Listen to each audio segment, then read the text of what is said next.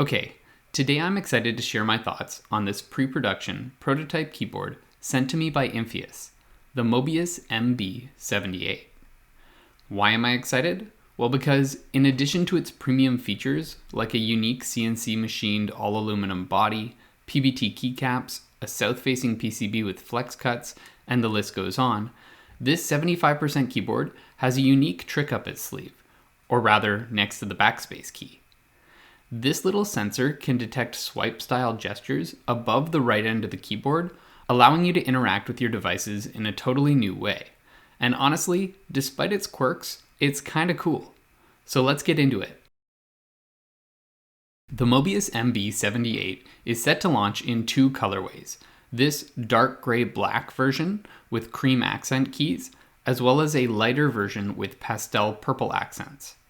Seeing it in person, I would call this more of a deep metallic blue, but either way, what stands out the most is just how smooth the anodized surface is. This is by far the nicest finish I've felt on an all-aluminum case, giving the keyboard a far smoother and more premium feel than something like the Keychron Q1, which has a little more of a textured finish. The case also has an asymmetric design that's meant to mimic, well, at least kind of, the continuous curvature of a Mobius strip, the one-sided mathematical surface from which the keyboard gets its name. And I really like it. It gives the case some unique character and hides the joint between the top and bottom of the case along its edge. Aside from this, there's also a side light on the right end of the keyboard, which is currently locked to a rotating pastel rainbow effect, but can communicate things like cap lock status by turning white. You can also query the battery life by holding function and Y, which gives you a thermometer-style reading powered by 6 LEDs. And eventually, we'll be able to set alternative effects through the company's proprietary software. So, it's not QMK or VIA compatible, but I think that's fair given the unique gesture module that users need to be able to configure. But we'll get into that in a minute. Next to the sidelight is a brass-colored aluminum Infius brand badge that wraps around the side of the keyboard, with the only other external features of note being the small model branding near the silicone feet, as well as a nice, though fingerprint-prone, real brass Infius logo located centrally, and a USB-C port and battery toggle switch on the backside. In summary, the Mobius case is simple, but quite unique and executed exceptionally well. Infius has packaged the Mobius with PBT dye-sublimated keycaps from Reeves. These have a nice 1.5mm thickness and really clean legends that are unique, but not too over the top with wild styling. I really like the large central lettering, and I'm told that Mac-specific keycaps will be included for free as a stretch goal in the eventual Kickstarter campaign, and will be offered as an add-on for post-campaign sales, which is important because the Mobius does support both Windows and macOS through a function key toggle. Speaking of which, the function key is displaced from its standard bottom row position to the top right corner of the arrow cluster, which creates a nice little physical affordance to help identify the arrow keys without displacing them too far. Because this keyboard has this south-facing PCB, the Mobius is equipped with shorter cherry profile keycaps, which have a nice sculpted shape, as well as a clean concave dip along the top surface to help locate your fingers centrally on the keys. Beneath the keycaps, we find some pretty standard Gateron G Pro yellow switches, which offer a linear response with a slightly heavier 50-gram actuation point compared to the standard 45-gram reds. These 3-pin switches come pre-lubricated, have a transparent LED diffusion lens, and have been pretty smooth in my testing with no noticeable scratchiness. That said, if these yellows aren't your thing, the PCB is hot swappable, and Infius eventually plans to offer a variety of Gateron and Kailh switches with the Mobius. Beneath the switches, we find a polycarbonate positioning plate with a ton of flex cuts. This is something I wouldn't have guessed using the keyboard because in its stock configuration, the Mobius is quite rigid. If you decide to go poking around inside, be careful. The daughter board and gesture module are connected to the PCB on opposite ends of the keyboard, and the gesture module's ribbon seems a little bit delicate. Once separated, we can see that the case is rather shallow and filled with some pour-on foam that has a thin plastic coating. Similarly, the PCB plate assembly includes some plate foam as well as a thin, almost felt-like switch pad atop the PCB. This is pretty standard these days, but nice to see. The PCB itself looks really nice and features additional horizontal flex cuts between the rows of south-facing LEDs. It's also gasket mounted to the case by way of 8 small and soft silicone eye gaskets and uses Gateron hot swap sockets. The stabilizers are Owlab V3 PBT stabs that mount to the PCB and come pre-lubricated. Otherwise, the only other thing of note on the inside of the Mobius is the 4000 mAh battery, which is included to support the keyboard when it's being used wirelessly in one of the 3 Bluetooth connections. These pull at 125 Hz compared to the wired pulling of 1000 Hz, and are the only way to use the Mobius wirelessly, as there's no radio frequency connection. Infius is reporting about 280 hours of intermittent use with the backlight on, which might be a little generous, but they are planning to allow users to define the inactive time needed to trigger standby mode using their custom software. This tight foam pack case construction comes together to give the Mobius what I can best describe as a muted but marbly sound that I think would be pretty well suited to shared work environments. But have a listen for yourself.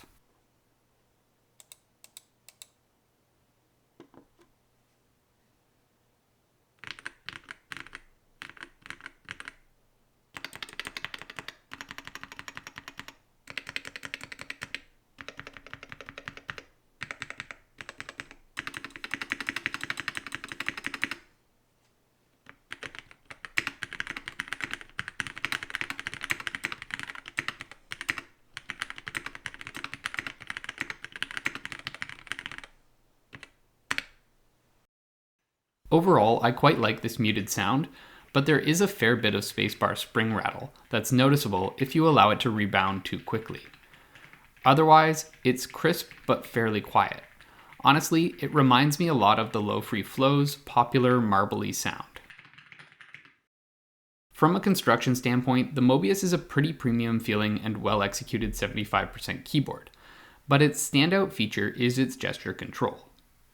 This is facilitated by the gesture sensing module located above the side light on the right end, which can detect when you swipe your hand forward and backward, left and right, as well as up and down, giving you 6 additional ways to interact with the keyboard. Here I think it's important again to note that I'm using a pre-production prototype, so things may change a little before release. I've noticed some improvements already, but here's my take on what I've experienced. The forward and back and left and right gestures are fairly easy to trigger. You simply swipe your palm about 10 centimeters or so above the keyboard, and it's pretty consistent at detecting these movements. By default, these cycle through the 11 pre-configured backlight effects, as well as the 8 LED color changes that are included. I've found the vertical push and pull gesture to be a little more challenging to trigger consistently, but I'm getting better at it the more I use it.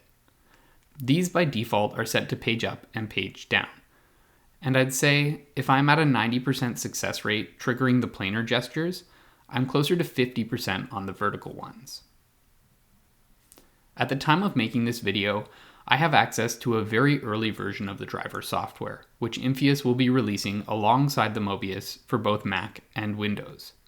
This allows key remapping, macros, backlight and sidelight controls, as well as profile configuration and gesture remapping, which you'll be able to set to control things like keyboard keys, combination keys, multimedia controls, macros, and system functions, among other things. I've remapped my gestures to allow for volume control using the forward and backward movements, as well as desktop switching using left and right directions. And I actually opted to disable the vertical gestures until I master them better. I really like this configuration and have found it pretty handy while working. That said, my main criticism of the gesture control feature of the Mobius is that it can be quite prone to accidental triggering. I'm by no means a well-disciplined typist, so you may or may not have this problem, but I default to using my middle and ring finger frequently when reaching to the right side of the keyboard. This pushes my pinky over the gesture sensor, which has caused a lot of unintended triggering while testing the Mobius. The Infius team has also recognized this issue, which is why they allow you to toggle the gesture sensor on and off using the function key and spacebar.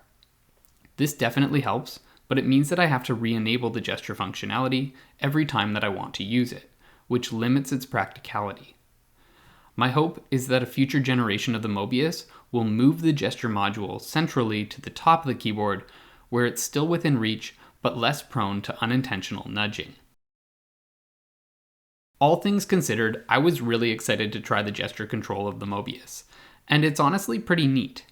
But after about a month of use, I've concluded that if you're looking at the Mobius, you should see it not as a gesture-controlled keyboard with a cool case, but as a well-built keyboard first that happens to have some neat gesture controls you may use from time to time. But what do you think? Infius is launching the Mobius on Kickstarter from November 27th to December 27th of 2023, with expected delivery being sometime in the spring of 2024.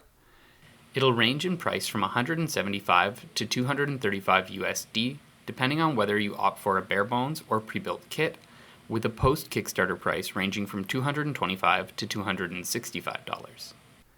At this price point, there's a lot of competition, but the Mobius is pretty unique. Ultimately, I think it's a good-looking keyboard, and I'm excited to see how it evolves with future firmware updates. And that's all I've got. If you found this video helpful, please hit the like button, consider subscribing, and I'll see you next time.